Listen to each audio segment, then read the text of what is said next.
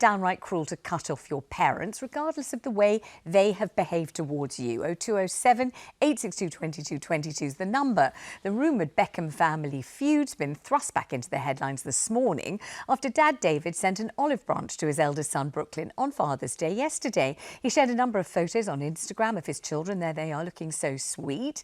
And they include Brooklyn, of course. And he wrote, "I'm so proud of you all. I'll always be here for you." And he also expressed his love for Brooklyn in particular. However, Brooklyn didn't send a public message back, and it was reported last week that he wants no contact with members of his family following a dispute that reportedly also involves his wife, Nicola Peltz. Every time I talk about this, I just feel awful about it because it's just sad. And we know, if we know one thing about Victoria and David, it's they really love their kids because they love doing things with them. They're a close family.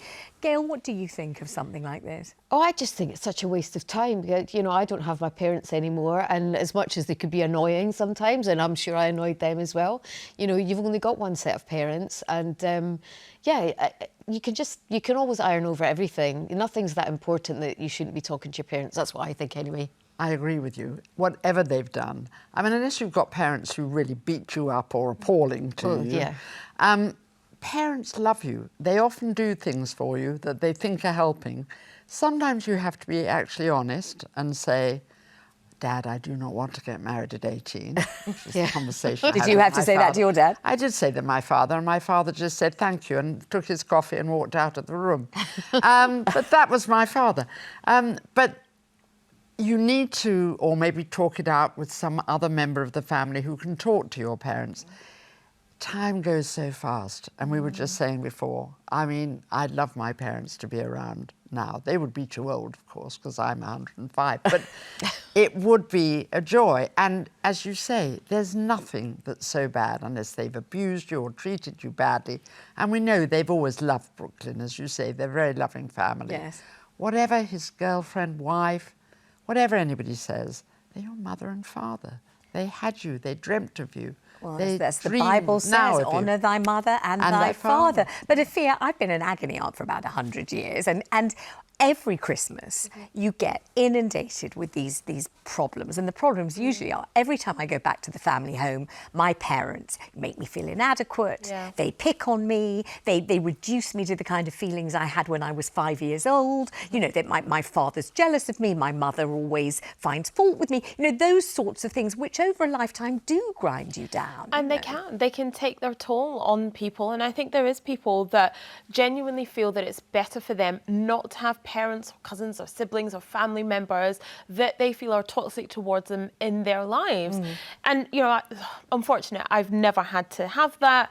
I'm close with my mum. My dad's not with us anymore. But, you know, I've never had to be at a point where I feel like I do not want these people in my life. But we have to face facts that there are people who do feel that way, that feel it's best for them not to have contact with their parents. Like you said, Eve, maybe they were abused by them, maybe they were terrible to them, maybe they belittled them, like you said, Vanessa. And sometimes it's better for people just to cut people off and say, you know what, you're toxic, I don't need you in my life. I mean, it's terribly difficult to do that, isn't it? Because we're so trained in what you said. You've only got one mother, you've only got one father, they're your parents. You know, how could you possibly turn your back on your parents and cut them out of your life? Well, I did a documentary about that was a long time ago, but I did a talk with my dad. We were walking along the prom in Edinburgh, and I said, "Dad, I'm really sorry if I ever let you down." He went, "No, you just let yourself down." Oh gosh, exactly. Yeah. But, you know, that was my dad. And but that is your dad. And I mean, I remember my dad, who was slightly impossible, and my mum, who was divine in a different way. But I never cut myself off from them. And also, there are now people who will intercede, if possible. You've got another member of the family or a professional person. But to cut yourself off the way that Brooklyn has, he'll regret this one day. This is the thing, is that sometimes we don't know what goes on behind closed doors, right? And we're only seeing this sort of play out over social media, and we're reading between the lines a lot. And what we'd like to think is that these things can be resolved. Who hasn't had a falling out with their family? Where maybe you haven't spoken to a family member or a parent for like a month or 2 months or 6 months or even a year. We'd like to think that these things can be resolved, and perhaps, you know, they might make up next week. They might have made up already and they're just doing it to get us all chatting about it, but you'd like to think that there's nothing beyond being able to be resolved. And I would just like to say something which I know is true from my own experience, which is you can have very difficult parents who magically morph into the most wonderful grandparents to your children. Yeah. You know, my mother was fiercely critical of every single thing I did. There was nothing I could do. And I really tried. I tried to be, you know, the perfect daughter, and I tried to get, you know, all A's at school and, you know, marry the nice doctor that my grandma chose and live round the corner and dress the girls up with pink bows in their hair. I mean, I really did try. And it was never good enough, never at all. But with my girls, she was just wonderful. She was like a fairy grandma, you know. And so if you hang in long enough, they see your return. Exactly. They can suddenly be their very best selves, and you're so glad you did. Let's go to Rebecca in West Yorkshire. Oh, Rebecca, I hear you had to cut off your dad. Yes, unfortunately. What happened, my love? So since we were younger, you know, we were looking out the window for him. He cheated on my mum. She was having to bring us up, 3 of us on her own. She was working, studying, no help, no money given. I was pushing the car down the place to jumpstart it all the time. And as I got older, I thought he would, you know, help a bit more, but I just realised he's narcissistic. He has a brilliant golf life.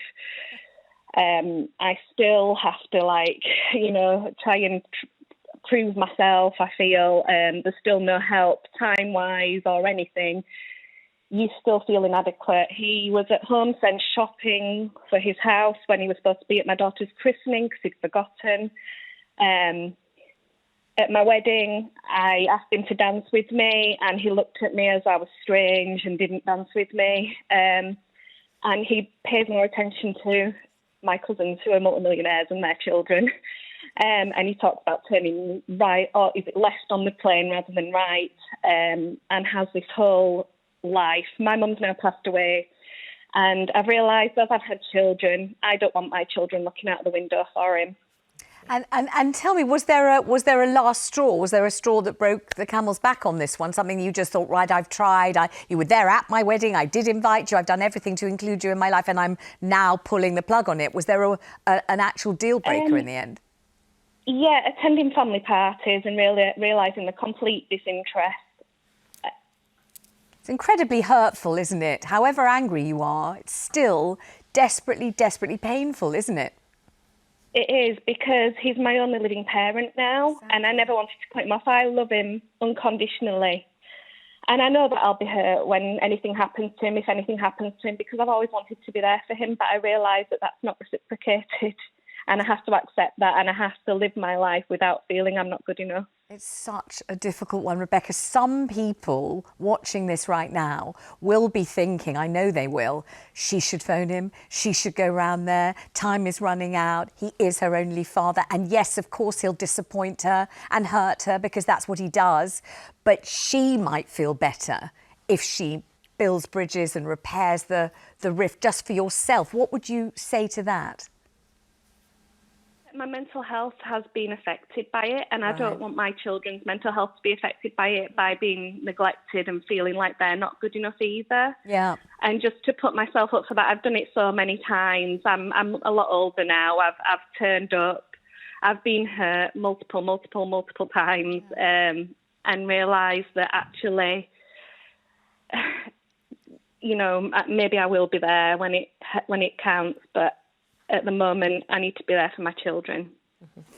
Rebecca, thank you. I mean, you know, sometimes presumably, like someone like Rebecca who's been repeatedly hurt by her dad. Yeah, I can understand. I can understand where she's coming from. I can understand. I think we forget sometimes that we're fortunate. And she's got the next generation. She doesn't want to see that sort of relationship. No. I think when she said, I didn't want my own children looking out the window and he doesn't come. That's it, isn't it? Sometimes you have to protect yourself. Yeah, and the relationship is beyond repair. And it does sound like she's made the effort. You know, invited him to her wedding, didn't want to dance with her, you know, doesn't really pay attention at family parties. You know, she's done what she can. Yes. Like she says, she has to protect her mental health and be there for her children. Yes, but how sad. Very. Really, and actually very courageous of her to do it, isn't it? Very. Thank you so much, Rebecca. Really, really sending you lots of love. Let's